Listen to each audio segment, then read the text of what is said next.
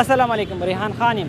لکه څنګه تاسو ته پاتې یاست د بګن، اوچات، مندوري، چرخیل او هغه سره نورې کومې نږدې علاقې دي په هغه ضمن کې حکومت د فوجي اپریشن فیصله کړې د هغه خلاف دا خلک چې کوم دي د هغو علاقو خلک چې کوم دي پېښور پریس کلب مخې ته راغلي دي. هلته نن څلورمه ورځ څه درنه جاري ده. که چونکې دلته پېښور کې 2 ورځې ډېر سخت باران هم و، هغه باوجود د درنه چې کومه جاري ده د دو خپل کوم مطالبات یې حکام بالا ته ورسولې کوشش کوي.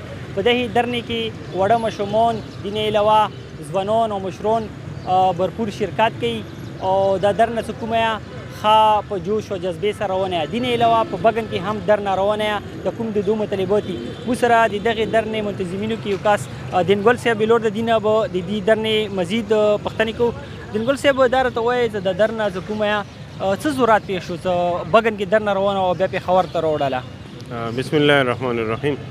دې ضرورت خو په دې وجې پیښ شو چې بګن کې درنه روانه ده، نو موږ چې الله حکام دلته موږ ته نشي راتلی بګن ته، نو موږ به درنه په پېښور کې کېنو، نو هلته موږ ته الله حکام راشي او موږ فریاد واوري او موږ سره همدردي وکړي او دا چې کوم جاري اپریشن ده دا بند کړي او د خلکو چې کوم تاوان او نقصان شوه د هغو بدکاري وشي، هغه دوباره آباد شي، هغه دا غم او تکلیف دا ختم شي او روژه په خپل علاقې کې تیره کړي.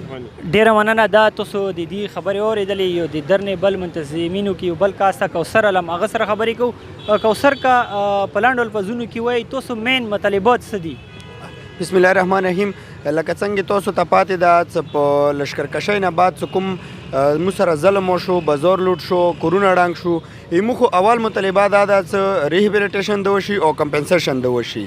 دویمه مطالبه یې مو دا ده چې کوم گرفتار افراد دي لکه یې مو کوم خلک کې گرفتار کړي دي هغو فورا رهایي وشي بشمول د کریمه جي. او دریمه هغه یې مو دا ده چې کوم فوجي اپریشن په لوور کورم، بګن، اوچات، مندوري، ډاډ کمر، چرخیل باندې روان ده دا د فورا بند کړی شي. ډېره مننه.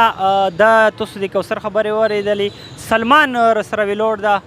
سلمان دا راته ووایه چې اوس موجوده حالاتو کې دلته خلک د کوم دیجې کې دي، هغه دیجې کې دې درنې ته رسي. د بګن درنې څه صورت حال ده؟ هلته هم دوی څه درنه جاري ده؟ بسم الله الرحمن الرحیم.